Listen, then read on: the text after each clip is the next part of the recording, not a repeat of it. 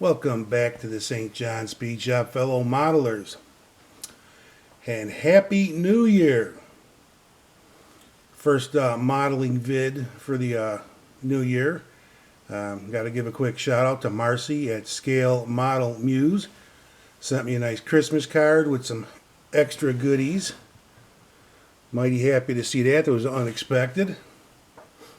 And got some stash ads from my daughter, a 67 MPC GTO in the AMT 66 Fairlane. She picked out some winners there. Cool beans.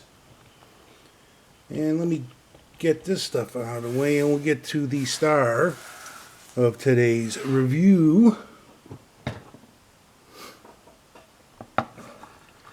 Tamiya's early production 35th scale Tiger 1. Now, I built this kit well over 20 years ago, and it sat in a cardboard box for, man, who knows how long, 10, 12 years, collecting dust. Got some parts broken off it, and I pulled it out of the box and had to raid my spares to get it completed and dirtied up. And let's get into it. For starters, this is a very easy build. And as with all German big cats, the part you got to be most careful with is these interleaved road wheels. If you glue them on wrong, you are in for a world of hurt. So you got to be careful. I built several of these as a kid. This is a very easy build overall. It's going in the beginner's playlist. It was sprayed. No, correction. This one was hand painted Tamiya dark yellow with the good old-fashioned brush. And many years later, I used the Tamiya weathering kits to dirty up the back deck and to put some rust and soot on those covers for the exhaust. You did some shading on it too. Most likely with the Tamiya weathering kits, not the weathering kits, the Tamiya black and brown wash. You know, these kits, they're still available. I don't know if they're still in production, but I'm sure there's no shortage of them out there. To get these rubber band tracks to sag and make contact with the wheels before you install the skirts, fold up a paper towel over and over and over and over, and then lay some super glue across the top of the road wheels where you want the track to make contact, and stuff that paper towel in there until the glue cures, and it'll hold the track down. And it works really well. Maybe 3 years ago I refurbished this thing and the glue is still holding. You definitely want to do that before you weather it. But real easy build. These headlights are from our spares from a Dragon Models tank.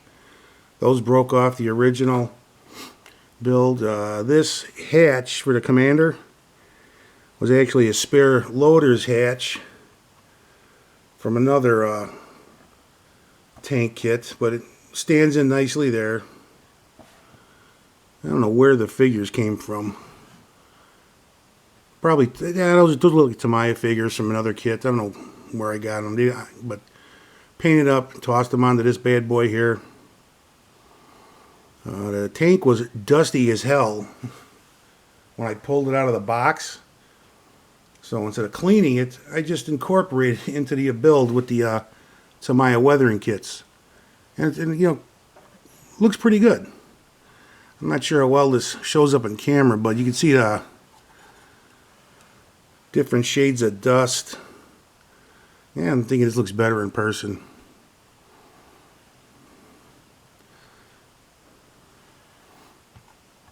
I dirty up the tracks the same way.